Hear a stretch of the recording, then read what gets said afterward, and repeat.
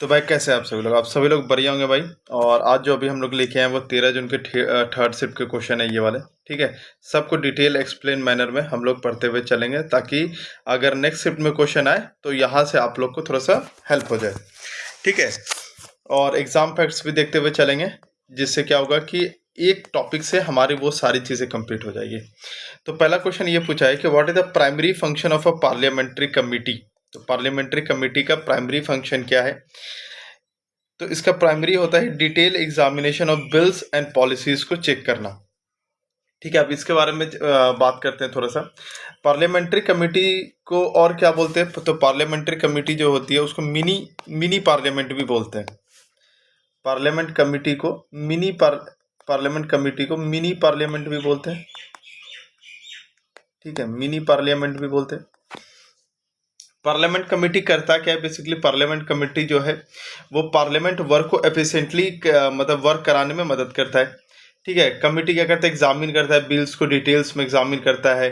Committee क्या करता है? स्क्रूटनाइज करता है, कोई गवर्नमेंट का पॉलिसीज है तो उसको बड़े अच्छे तरीके से देखता है। ठीक है, यहाँ पर मैंने हिंदी में भी रखा है।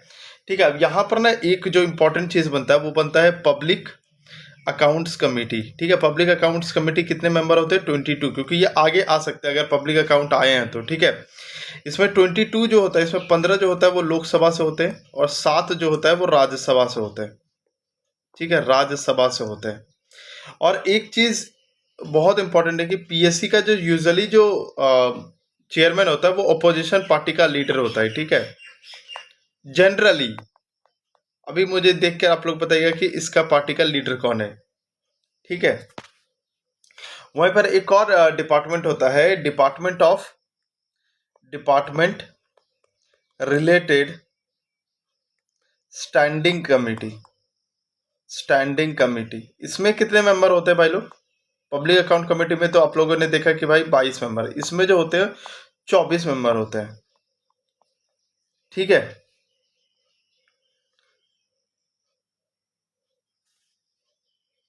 ठीक है, और एक चीज और याद रहे कि पहला जो पीएससी कंस्टिट्यूट हुआ था वो 1921 में हुआ था। तो आई होप सो। तो यहाँ पर मिनी पार्लियामेंट होता है, बिल्कुल। पब्लिक अकाउंट कमेटी जो है वो एग्जामिन करता है गवर्नमेंट एक्सपेंडिचर, बिल्स, ये सारी चीज़ों को। हाँ भाई, ठीक है। Department related standing committees of permanent committees, yes. ये चीज़ याद रखिएगा कि 2 कमिटीज होती है इसकी पार्लियामेंट कमेटी में। एक होती है स्टैंडिंग कमेटी, ठीक है, एक होती है स्टैंडिंग कमेटी, एक होती है एडहॉक कमेटी। ठीक है, पार्लियामेंट्री कमेटी में। और जो डिपार्टमेंट रिलेटेड स्टैंडिंग कमेटी है उसको परमानेंट कमेटी भी बोलते हैं। ठीक है, तो अब नेक्स्ट क्वेश्चन पे आते हैं। नेक्स्ट क्वेश्चन बोल रहा है कि what is the maximum tenure, what is the maximum tenure of N MLA under normal circumstances. ठीक है, सबसे पहले तो इसका तो आई थिंक आंसर सभी को पता होगा, लेकिन और भी जो चीजें हैं वो हम लोग करते हुए चलते हैं। सबसे पहले ये करते हुए चलते हैं। यहाँ पर देखो, मैंने एग्जाम फैक्ट्स भी आप लोगों के लिए लिखे हैं। ठीक है, तो टेंशन बिल्कुल मत लीजिए, बाकी मैं बताते जा रहा हूँ चीजें, तो वो भी दिमाग में लेके चलिएगा। अगर बात करूँ एमएलए टेन्योर का तो ये तो 5 साल होता है भाई। एमएलए टेन्योर कितने होता है? 5 साल होता है। आर्टिकल कौन से बिलोंग करता है इसमें? आर्टिकल जो होता है 172 deals with state legislative assembly tenure. ठीक है, असेंबली टेन्योर का बात करता है कि टेन्योर कब तक रहेगा। ठीक है, एमएलए जो आप बात करते हो कि एमएलए कौन होता है, ये डायरेक्टली चुना हुआ लोग होता है, लोगों से डायरेक्टली चुना हुआ लोग होता है। मिनिमम एज मतलब सबसे कम आयु क्या रहनी चाहिए? 25 साल रहनी चाहिए फॉर एमएलए, और वहीं पर एमएलसी के लिए कितना रहना चाहिए? तो इसके लिए 30 साल रहना चाहिए। 30 ईयर्स फॉर राज्यसभा। ठीक है, स्टेट लेजिस्लेटिव असेंबली को क्या बोलते हैं? विधानसभा बोलते हैं। ठीक है, विधानसभा क्या होता है? विधानसभा लोअर हाउस होता है स्टेट का। और विधान परिषद को क्या? Legislative council. और विधान परिषद क्या होता है? परमानेंट हाउस होता है। ठीक है, तो यहां तक सारी चीजें आप लोगों को क्लियर हो गई। तो कितना हो जाएगा? 5 साल। बाकी यहां पर क्या है? अनुच्छेद 172 में इसका उल्लेख है, yes can be extended during national emergencies MLAs are directly elected by people. Yes, legislative council is a permanent house. That is called Vidhan Parishad. Vidhan Parishad. इसके लिए कितना एज चाहिए? 30 साल चाहिए. लोकसभा के लिए कितने चाहिए भैया? MLA के लिए 25 साल चाहिए. ठीक है, बराबर ये रहा.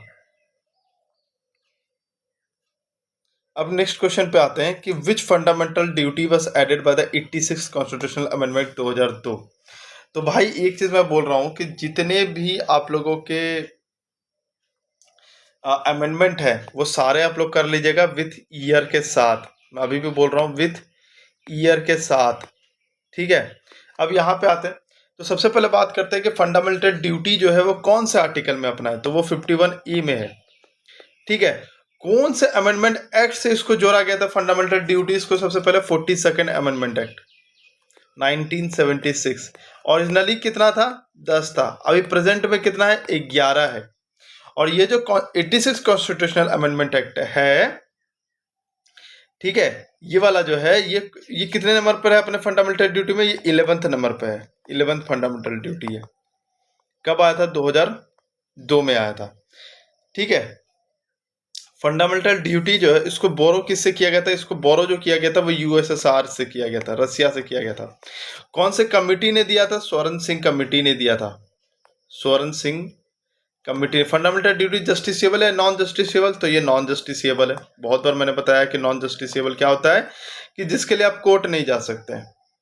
ठीक है, अब यहां पर थोड़ा थोड़ा बात कर लेते हैं. जैसे कि 51A,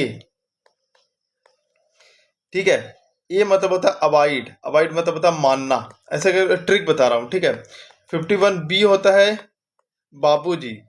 that is called Gandhi ji. ऐसा याद रख सकते हैं, बापूजी. नोबल आइडियल्स, नोबल आपको मिल जाएगा उसमें वर्ड में, नोबल. अबाइड बाय ऐसा मिल जाएगा आपको. 51C की अगर बात करूं मैं, ठीक है, तो 50C में क्या होता है? सॉरी, 51C में क्या होता है? C होता है 3, और इसमें भी आपको 3 चीजें मिलेगी. ठीक है, एक सोवरेनिटी मिलेगा, एक यूनिटी मिलेगा, एक इंटीग्रिटी मिलेगा. ठीक है, तो 3 चीजें यहाँ पर मिलेगी.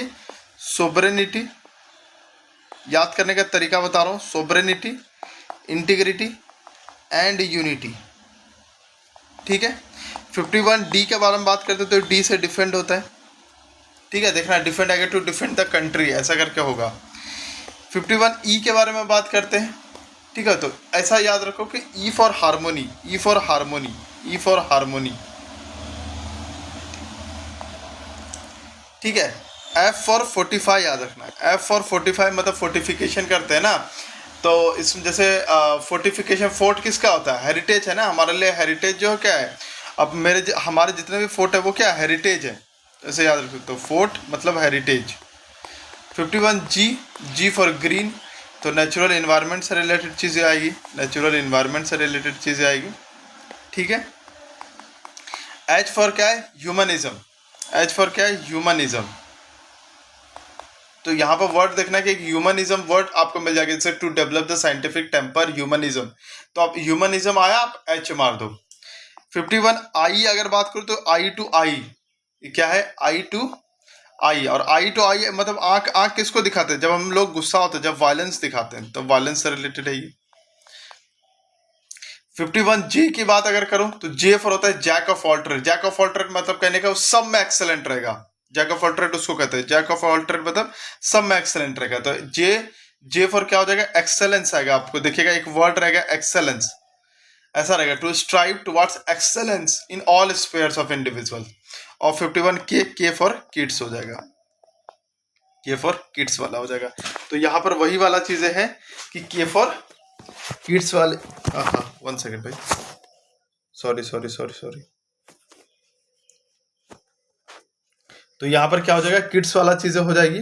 ठीक है, प्रमोट एजुकेशन टू चिल्ड्रन. ठीक है, तो आई होप सो कि यहाँ तक आपको चीजें समझ आ गई. आप क्वेश्चन पे चलते हैं. ठीक है, according to 2011 census, what was the literacy rate of India? पहले तो ये देखते हैं कि जो सेंसस 2011 था, सेंसस जो 2011 था वो कितने नंबर का था? 15, क्योंकि ये क्वेश्चन आएंगे. 15 सेंसस था इंडिया का. अगर आफ्टर इंडिपेंडेंट बात करो तो कौन से थे? ये 7th थे. ठीक है, इंडिया का लिटरेसी रेट बात करो तो 74 82.04 था, ठीक है, ओवरऑल।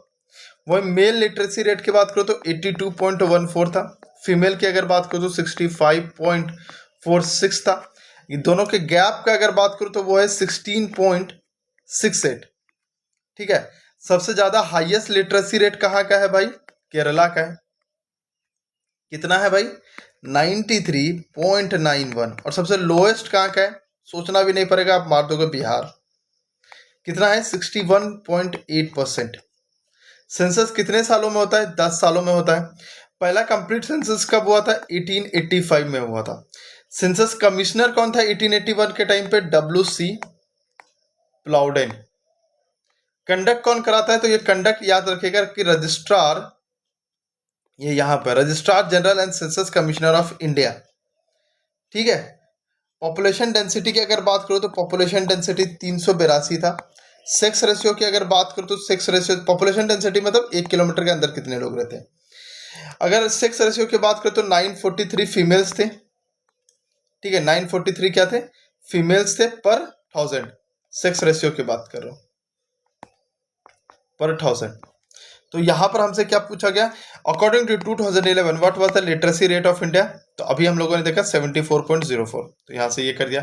मेल का भी बता दिया, फीमेल का भी बता दिया, डिफरेंस भी बता दिया, हाईएस्ट लिटरेसी रेट बता दिया किसका है, लोएस्ट किसका है, कब से स्टार्ट हुआ था कंप्लीट सेंसस, मतलब इस टाइम कमिश्नर कौन था, और भाई कौन करवाता है, और हमारा जो है सेक्स रेशियो क्या है, और पॉपुलेशन डेंसिटी क्या है। सारी चीजें हम लोगों ने यहाँ पे देख लिया, ठीक है।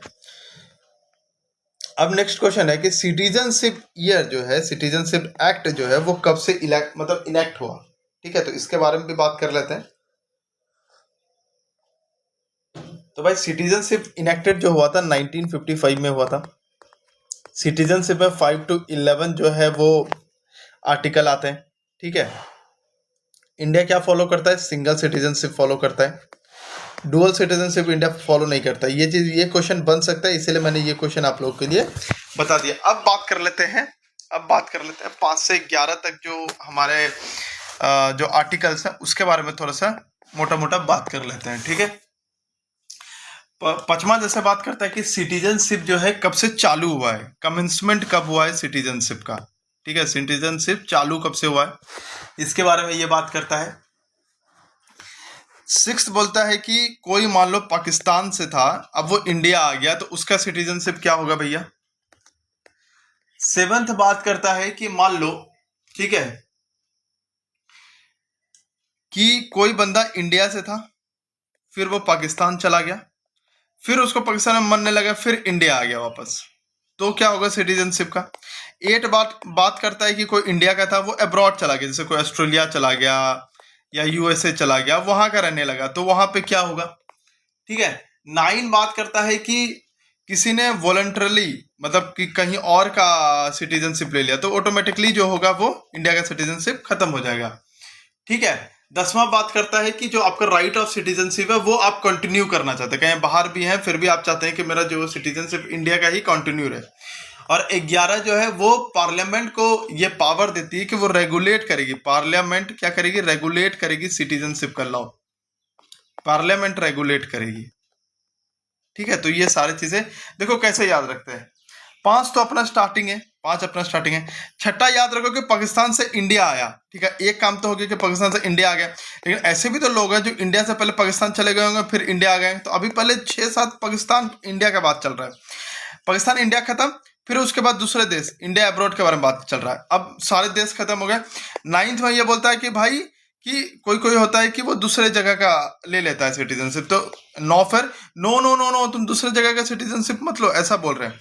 और 10 क्या बोलता है, 10 ये बोलता है कि भाई तुम 10 बस करो भाई, बस करो, अब दूसरे जगह का मत लो और यहीं का कंटिन्यू कर लो, ठीक है। और 11 तो आपको पता है कि एक एक मतलब करके पार्लियामेंट जो है इसको चलाती है, ठीक है। यहाँ पर भी मैंने चीजें लिख दिया है कि जो सिटीजनशिप जो एक्ट है वो 2019 में अमेंड हुआ था, ठीक है। तो अगर आपसे पूछे कि भाई किस ईयर अमेंड हुआ था, तो ये भी आप लोग अच्छे से बता दीजिएगा कि ये 2019 में अमेंड हुआ था, ठीक है। अब आते हैं नेक्स्ट क्वेश्चन पे कि अनटचेबिलिटी ऑफेंसेस एक्ट जो 1955 वाज रीनेम्ड इन 1976 एज क्या था। तो ये बहुत अच्छा क्वेश्चन था, बहुत अच्छा क्वेश्चन था। आई थिंक लेवल थोड़ा इसका अप है। बहुत अच्छा क्वेश्चन है, ठीक है। तो इसका पहले तो आंसर बता देते हैं। इसका आंसर जो हो जाएगा वो protection of civil rights act हो जाएगा, ठीक है।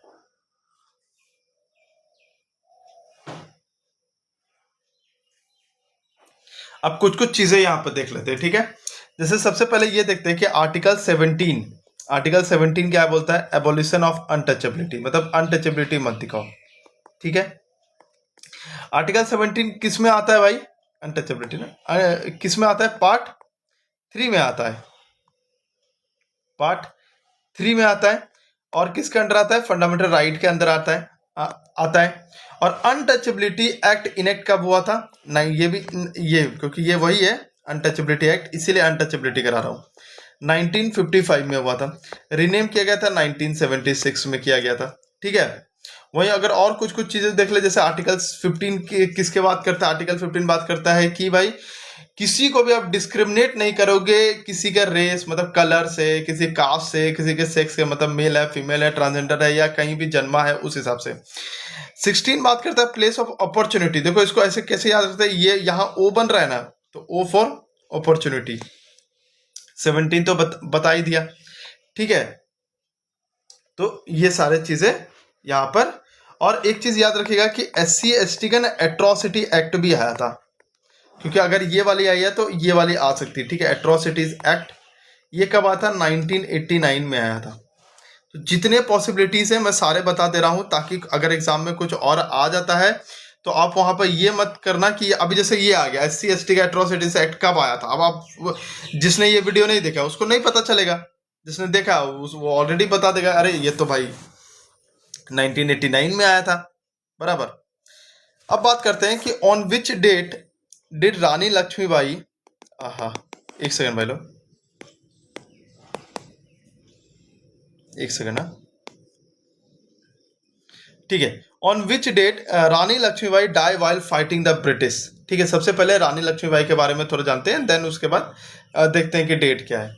तो रानी लक्ष्मीबाई को भाई क्या बोला जाता है, क्वीन ऑफ झांसी, सबको पता है, ठीक है। ये सबको पता है कि क्वीन ऑफ झांसी बोला जाता है। बर्थ नेम इनका क्या था, बर्थ नेम था मणिकर्णिका, मणिकर्णिका। पॉपुलर नेम क्या है, मनु, ठीक है। बर्थ ईयर कौन सा है, 1828। बर्थ प्लेस कौन सा है, वाराणसी, वाराणसी। हस्बैंड का नाम क्या था, राजा, हस्बैंड का नाम राजा गंगाधर राव, राजा गंगाधर राव। अडॉप्टेड सन का नाम क्या था, दामोदर, दामोदर राव।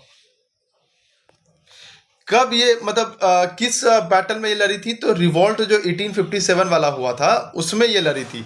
और रिवॉल्ट ऑफ 1857 स्टार्ट कब हुआ था, तो ये क्वेश्चन आ सकता है, ठीक है, कि रिवॉल्ट ऑफ 1857 स्टार्ट कब हुआ था भाई लोग। तो ये स्टार्ट हुआ था 10 मई 1857 को। झांसी को एनेक्स किया गया था किसके अंडर, कौन से अंडर किया था, डॉक्ट्रिन ऑफ लैप्स। कौन लेके आया था, डलहौजी लेके आया था। ऐसे ही करके हम लोग को रिलेट करके चीजें पढ़ना होगा, ठीक है। इनका डेथ कब हुआ था, रानी लक्ष्मीबाई का 18 जून 1858। कहां पे इनका डेथ हुआ था, तो ये हुआ था कोटा कोथा की सराय, जो कि कहाँ है, नियर ग्वालियर, ठीक है। कौन सा ब्रिटिश कमांडर था जो इनके अगेंस्ट में था भाई लोग, कौन सा ब्रिटिश कमांडर था, सर ह्यूज, क्योंकि भाई रानी लक्ष्मीबाई ह्यूज भी तो थी, यू रोज, ठीक है। और रिवोल्ट ऑफ 1857 को क्या बोला जाता है, फर्स्ट वॉर ऑफ इंडिपेंडेंस। और इनके बारे में जो रानी लक्ष्मीबाई के बारे में जो एक कोट बहुत फेमस है, वो है खूब लड़ी मर्दानी वाली, ठीक है। और एक पोयम भी लिखा गया था रानी लक्ष्मीबाई,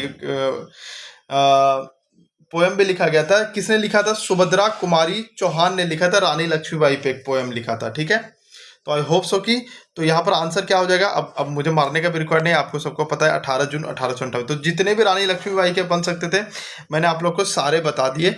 तो ये तरीका है हम लोगों का करने का, जिससे आपको सारी चीजें एक बार में ही पता चल जाता है। और कोई क्वेश्चन अगर नेक्स्ट शिफ्ट में भी आए तो आपको पता चल जाएगा, अरे भैया ये तो इसी से रिलेटेड चीज है।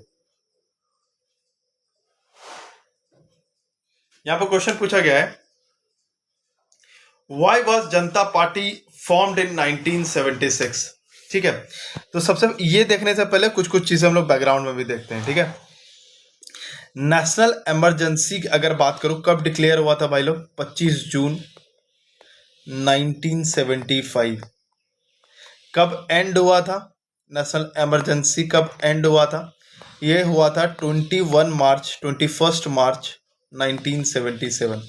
कौन से आर्टिकल में इमरजेंसी, नेशनल इमरजेंसी के बारे में बोला गया है? 352।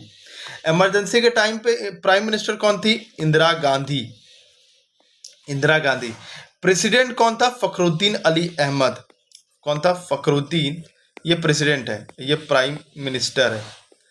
ठीक है, फखरुद्दीन अली अहमद। अगर भाई अच्छा लगेगा तो सब्सक्राइब जरूर कर लीजिएगा और लाइक भी जरूर कर दीजिएगा। ठीक है, जनता पार्टी फॉर्म कब हुई? क्योंकि जब इमरजेंसी लगा, जब इमरजेंसी के टाइम पर हटा, तब जाके जनता पार्टी को लगा नहीं एक और पार्टी होनी चाहिए। 1976 मेन ऑब्जेक्टिव क्या था? कि डेमोक्रेसी, क्योंकि देख रहे हो इमरजेंसी लगा दिए, कुछ भी लगा दिए, तो रिस्टोर करने के लिए डेमोक्रेसी। ठीक है, और 1977 में ही इलेक्शन भी ये जीत जाती है। ठीक है, और कांग्रेस का रूल जो है सेंटर से एंड कर देती है। ठीक है, लेकिन बाद में फिर हट जाती है, अलग बात है। और first non Congress prime minister बना था कौन? मोरारजी देसाई जी। कब बने थे? 1977। जयप्रकाश नारायण जो मूवमेंट हुआ था, आप लोग को पता होगा सभी को, जयप्रकाश मूवमेंट किसने लीड किया था? जयप्रकाश नारायण ने। जयप्रकाश नारायण को और एक नाम से बोला जाता है लोक नायक। लोक नायक किनको? जयप्रकाश नारायण को। जयप्रकाश नारायण को। ठीक है, और 42nd अमेंडमेंट एक्ट कब आया था? ये भी यहाँ पर देखते हुए चलते हैं। 1976, इसको क्या कहा जाता है? मिनी कॉन्स्टिट्यूशन कहा जाता है। 44th कब आया था? 1978। ठीक है, और एक और चीज जो बहुत इंपॉर्टेंट पूछ लेगा आपसे कि इंटरनल डिस्टरबेंस को किस एक्ट, मतलब किस अमेंडमेंट में रिमूव करके आर्म्ड रेबेलियन में चेंज किया गया था? इंटरनल डिस्टरबेंस को आर्म्ड रेबेलियन में चेंज किया गया था। किस, कौन से एक्ट में? अमेंडमेंट एक्ट में, 44th अमेंडमेंट एक्ट में। ठीक है, तो भाई जनता पार्टी क्यों फॉर्म किया गया था? रिस्टोर डेमोक्रेसी एंड इमरजेंसी में। ठीक है, विच कोर्ट, ठीक है, विच कोर्ट इन अर्थशास्त्र deal with dispute between citizenship and the state? तो ये क्या था? कंटक शोधना कोर्ट था ये। ठीक है, अर्थशास्त्र किसने लिखा था? तो ये चाणक्य ने लिखा था। चाणक्य का और क्या क्या नाम था? तो इन्हीं का नाम था, कौटिल्य भी नाम था इन्हीं का, विष्णुगुप्त भी इन्हीं का नाम था। ठीक है, अर्थशास्त्र जो बुक है वो किसके बारे में? वो है कि एडमिनिस्ट्रेशन कैसे चलनी चाहिए, इकोनॉमिक्स पैसे के बारे में, और पॉलिटिक्स सरकारें कैसे चलानी है। ठीक है, तो ये सारी चीजें जो है इस बुक के बारे में है। यहाँ पर मैंने लिख दिया कि Arthashastra was written by Chanakya, Kautilya, Vishnugupta, Chandragupta Maurya was guided by Chanakya. Arthashastra discuss governance, taxation, law and rediscovered by R. ये चीज अच्छे से रख लीजिएगा। ठीक है, आर समाजशास्त्री ने इसको पूर्ण खोज की थी। ठीक है, अब ये जो क्वेश्चन बना था कलिंग वार वाला क्वेश्चन बना था कि कलिंग वार जो है कौन से रॉक एडिक्ट में, कौन से रॉक एडिक्ट में वर्णन किया गया है? तो भाई सबसे पहले तो कलिंग वार जो है किसे किसके बीच में होता? अशोका एंड कलिंग के बीच में हुआ था। कहाँ है कलिंग? भाई ये उड़ीसा में है। कलिंग कहाँ है? उड़ीसा में है। कलिंग वार डिस्क्राइब किस में किया गया है? तो 13th रॉक एडिक्ट में किया गया है। 13th रॉक एडिक्ट में किया गया है। ठीक है, इसी के बाद, मतलब ये जब कलिंग वार हुआ, इसी के बाद इसने बुद्धिज्म अपनाया। ठीक है, इसी के बाद इसने क्या किया? बुद्धिज्म अपनाया।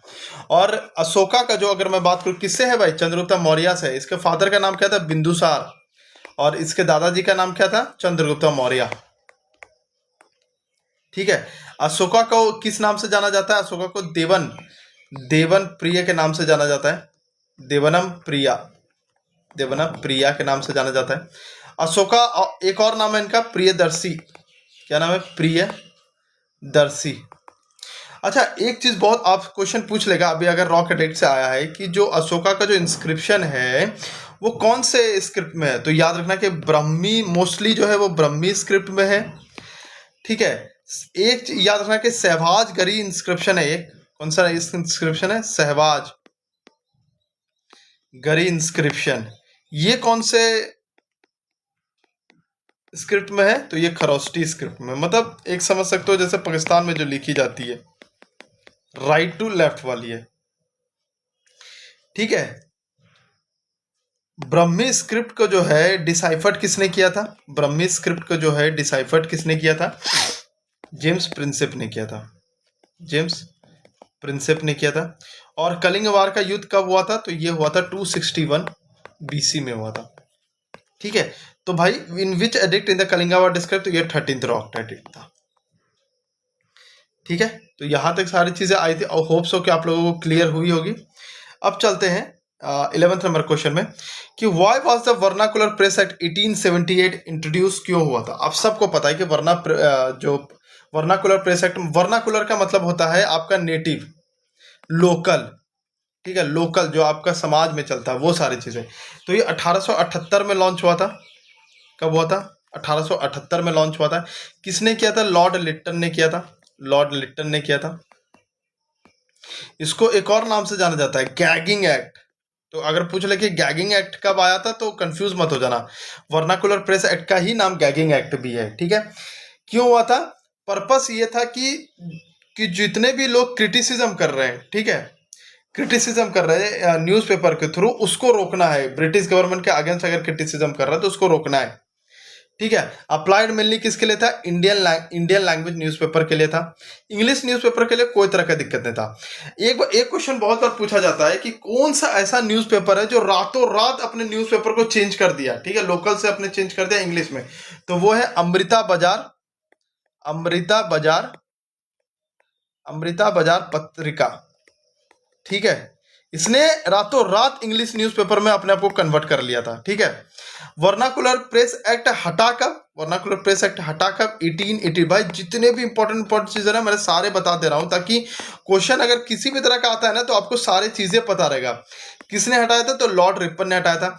लॉर्ड रिपन को अगर बात करूं तो क्या बोला जाता है, किस चीज का फादर बोला जाता है? लोकल सेल्फ गवर्नमेंट का फादर बोला जाता है इन्हें,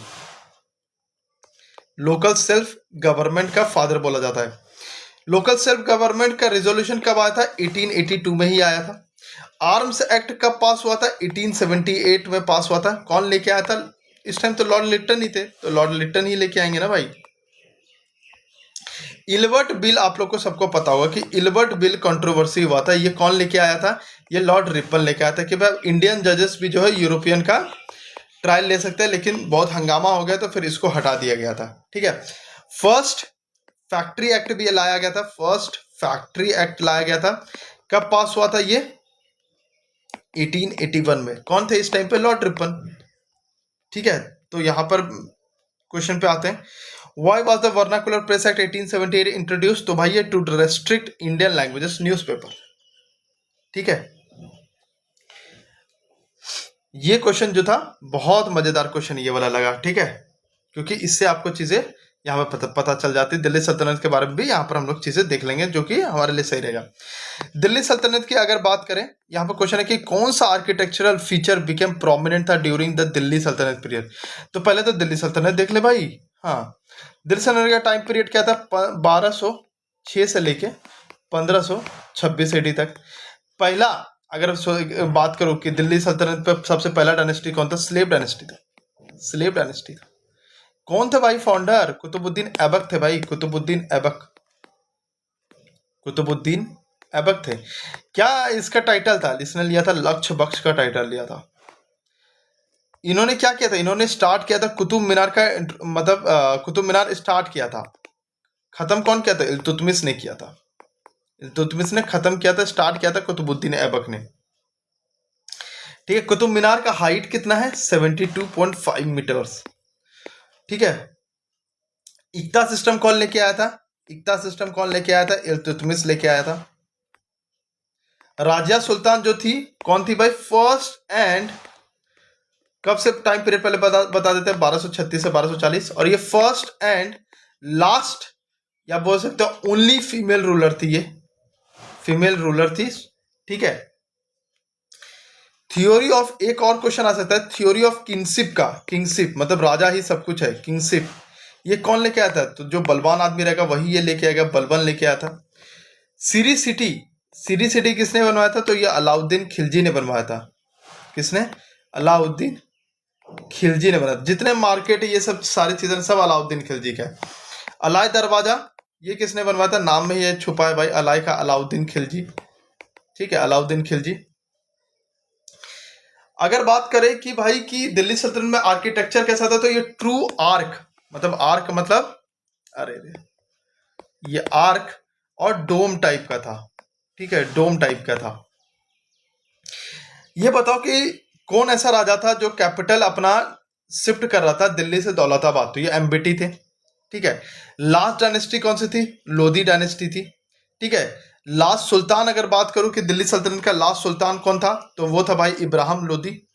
ठीक है, इब्राहिम लोधी। और फर्स्ट बैटल जो पानीपत हुआ तो किसके किसके बीच हुआ था? तो वो बाबर और बाबर और इब्राहिम लोधी के बीच में हुआ था। तो इसका क्या आंसर हो जाएगा? Arches and domes. ठीक है, अब आता है 13 नंबर क्वेश्चन पे कि भाई पूछ रहा है कि टाइगा वेजिटेशन बिलोंग कौन से टाइप ऑफ फॉरेस्ट से करता है? तो भाई पहले तो टाइगा वेजिटेशन देख लेते। टाइगा वेजिटेशन कोनी फॉरेस्ट, कोनीफेरस फॉरेस्ट से बिलोंग करता है। ठीक है, इसको और एक क्या बोला जाता है? बोरियल फॉरेस्ट भी बोला जाता है। ठीक है, लार्जेस्ट टेरेस्ट्रियल अगर बायोम ऑन अर्थ बोले तो वो टाइगा ही है। मेजर ट्रीज इसमें आपको सबसे ज्यादा ज्यादा ट्रीज कौन से मिल जाएंगे? पाइन ट्रीज मिल जाएंगे। और कौन से मिल जाएंगे? स्प्रूस मिल जाएंगे। और भाई एग्जाम्पल याद रख के जाना क्योंकि एग्जाम्पल पूछ लेंगे। फिर मिल जाएंगे। और इसका कैसा रहता है? निडल जैसा शेप रहता है ताकि पानी जो है वो ज्यादा हमारा उड़े नहीं। ठीक है, ये ट्रीज जो है वो एवरग्रीन ट्री है। ये माफ कीजिएगा, एक चीज माफ कीजिएगा, ये निडल जैसा इसलिए रहता है कि अगर कुछ पानी वानी आए तो निकल जाए, बर्फ बर्फ आए तो निकल जाए, ये उसके लिए रहता है। ठीक है, तो यहां तक हो गई। तो भाई टाइगा वेजिटेशन किससे बिलोंग करता है? तो कोनी फॉरेस्ट से बिलोंग करता है। ठीक है, इसको बोरियल फॉरेस्ट भी बोलते हैं। और ये कहाँ मिलता है? कनाडा रसे स्कैंडिनेविया में मिलता है। लार्जेस्ट टेरिटोरियल है, बायोम ऑन अर्थ। और सॉफ्ट वुड है, timber is obtain from this forest. ठीक है, कैसा लग रहा है भाई आप लोग को? सब कुछ मैं जितने भी एग्जाम फैक्ट्स है सारे बताते हुए चल रहा हूँ। ठीक है, which river system mainly influences population distribution in Bangladesh? ये क्वेश्चन को अगर मुझे करवा रहा हूँ भाई, आप सबको पता है कि बांग्लादेश जो लोकेटेड है वो गंगा, ब्रह्मपुत्र और मेघना डेल्टा पे है। तो यहाँ पर आंसर सीधे हो जाएगा आपका Ganga Brahmaputra river system. But फिर भी कुछ चीजें देख लेते हैं। वर्ल्ड का लार्जेस्ट डेल्टा कौन सा है? वर्ल्ड का लार्जेस्ट डेल्टा कौन सा? अपना है भाई सुंदरबंस डेल्टा। सुंदरबंस डेल्टा। ठीक है, सुंदरबंस जो है वो शेयर्ड किसके किसके बीच में? इंडिया और बांग्लादेश के बीच में। गंगा को क्या बोला जाता है बांग्लादेश में? तो भाई पद्मा बोला जाता है, पद्मा। और वहीं ब्रह्मपुत्रा को क्या बोला जाता है? जमुना बोला जाता है। और मेघना जो है वो मेजर रिवर है बांग्लादेश का। ठीक है, पद्मा प्लस जमुना जब मिलता है तभी उसको मेघना बोलते हैं। ठीक है, और सुंदरबन फेमस किसके लिए है? सुंदरबन फेमस है रॉयल बंगाल टाइगर के लिए। रॉयल बंगाल टाइगर के लिए। बांग्लादेश का कैपिटल कौन सा है? ढाका है। बांग्लादेश इंडिपेंडेंट कब हुआ था? 1971 में। पहले, इससे पहले क्या बोला जाता था बांग्लादेश को? ईस्ट पाकिस्तान बोला जाता था।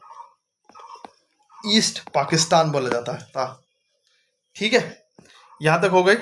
अब करते हैं हम लोग 15 नंबर क्वेश्चन पे।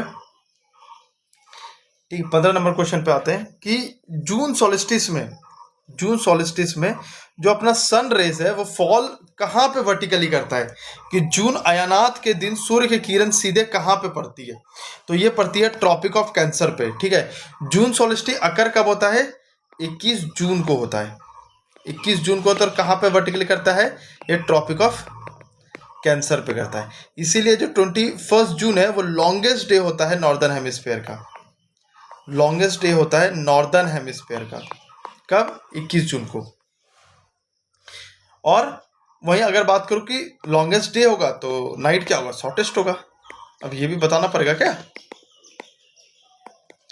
ठीक है, और 21 जून को इसलिए क्यों बोलते हैं? समर सॉलिस्टिस बोलते हैं। ठीक है, तो यहां तक वाली सारी चीजें आप लोग की हो गई।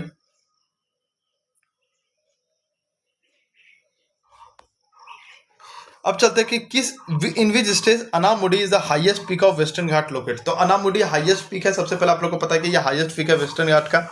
हाईएस्ट पीक साउथ इंडिया का भी है ये, ठीक है। अनामुडी का हाइट की अगर मैं बात करूं तो लगभग 2695 मीटर है। कहां पे है भाई ये? केरला में है। कहां है? केरला में है। और कौन से पार्क के पास सिचुएटेड है? Eravikulam national park. कौन सा है? एराविकुलम, इस पर सिचुएटेड है ये, ठीक है।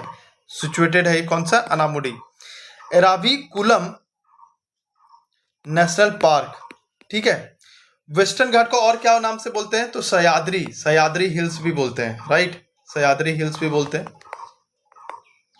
वेस्टर्न घाट कहां से कहां तक है? गुजरात से लेके केरला तक है। क्या लेंथ है भाई इसकी? 1600 किलोमीटर, 1600 किलोमीटर की लेंथ है इसको, ठीक है। और वेस्टर्न घाट यूनेस्को वर्ल्ड हेरिटेज साइट में भी है, ठीक है। तो ये सारी चीजें हो गई आप लोगों की। और भाई एक और चीज कि वेस्टर्न घाट और ईस्टर्न घाट को कनेक्ट कौन करता है? तो ये नीलगिरी हिल्स करता है। कौन करता है? नीलगिरी हिल्स करता है। मुझे एक आंसर आप लोग दीजिएगा कि कार्डमम, जो कार्डमम हिल्स है, ठीक है, वो कहाँ लोकेटेड है? वो कहाँ लोकेटेड है? ये आप लोग के लिए एक क्वेश्चन रहेगा, ठीक है। ये क्वेश्चन आप लोग आंसर दीजिएगा कि भाई क्या होगा। तो इसका आंसर क्या हो जाएगा? अनामुडी कहाँ है भाई? केरला में। अभी बताया 2695 मीटर का है, एराविकुलम नेशनल पार्क में है, ठीक है। यहां तक चीजें आप लोगों को समझ आ गई है। एक एक चीजें मैंने जितने हो सकता था चीजें आप लोग को पूरी तरीके से डिस्क्राइब की है, ठीक है। भाई बोल रहा है कि electric current through a conductor double कर दिया गया, तो हीट कितनी हो जाएगी? भाई आप लोग को पता है कि जो जूल्स लॉ ऑफ हीटिंग वो आई स्क्वायर आर टी होता है। तो अगर अब मैं इसको डबल कर देता हूं तो ये 2i हो जाएगा, स्क्वायर आर टी हो जाएगा, यानी कि ये 4i स्क्वायर आर टी, यानी कि ये तो 4 गुना हो जाएगा ना। 4 गुना, साफ दिख रहा है कि ये 4 गुना है, तो इसमें तो कुछ बात ही करने का ये नहीं था, ठीक है। तो अब आगे बढ़ते हैं। तो यहाँ पर मैंने सारा कुछ लिख दिया है, और ये पीडीएफ जो है टेलीग्राम पे भी डाल दूंगा, तो वहां से आप लोग ले लीजिएगा, ठीक है, ठीक है। तो कोई तरह का टेंशन मत लीजिएगा। What is the value of 1 kilowatt hour? Kilowatt का आर क्या कितना होता है? 3.6 इंटू 10⁶ जूल, ठीक है। तो इसको तो याद ही करके जाइएगा, ठीक है।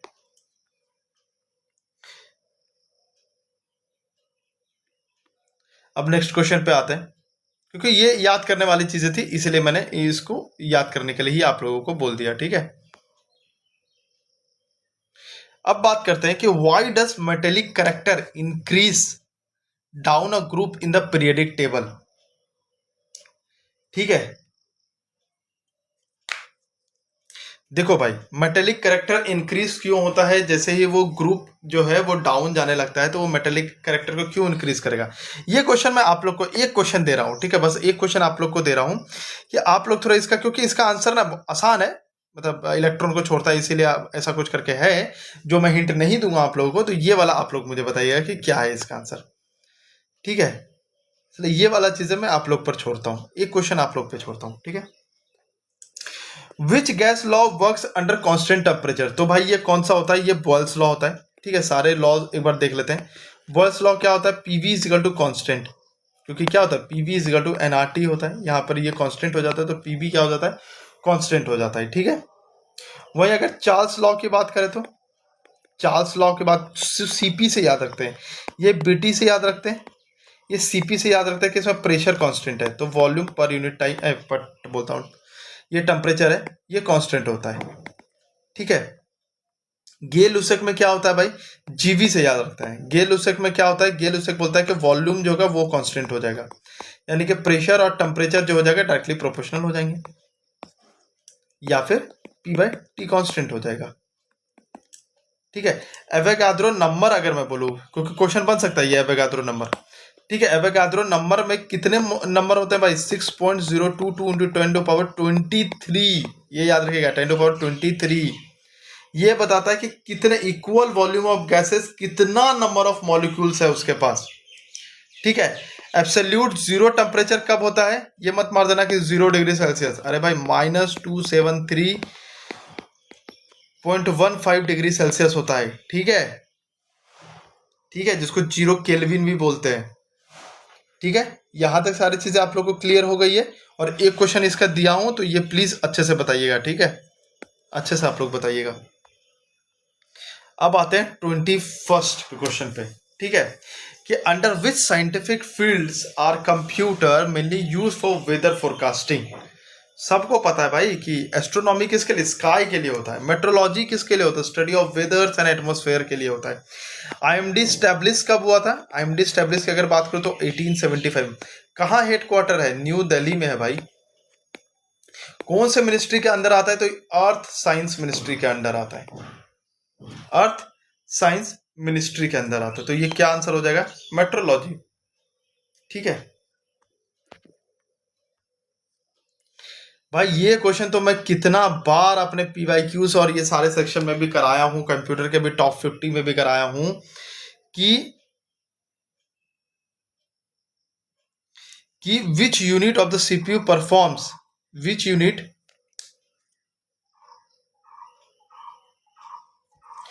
Performs arithmetic and logical operations. तो ये कौन सा हो जाएगा, जितने भी मैथ से रिलेटेड जितने भी चीजें हैं वो सारे एएलयू करता है, वो सारे क्या करता है, एएलयू करता है, ठीक है। Which is the fastest memory, अभी क्योंकि ये सारी चीज देखो, अभी ये तो मैंने ऑलरेडी करवा दिया था आपको कि पहले रजिस्टर होता है। अभी मैं क्रेडिट लेने का होगा तो मैं क्रेडिट ले लूंगा, लेकिन मुझे पता है कि क्रेडिट लेने से कुछ नहीं होता है। अगर आप सही मार्क करो उससे ज्यादा मुझे ज्यादा खुशी होता है।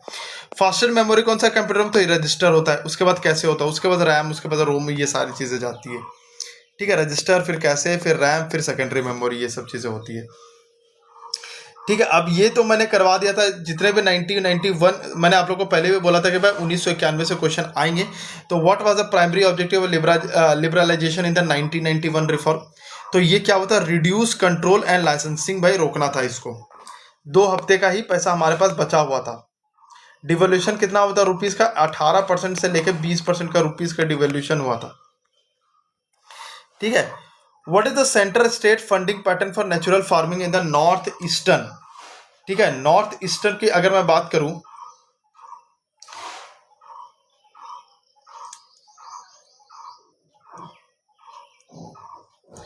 What is the central state funding pattern for natural farming in the north eastern region में क्या रहता है भाई, पूरा का पूरा 90:10 रहता है। सेंटर 90 करेगा, स्टेट जो है वो 10 कंट्रीब्यूशन करता है।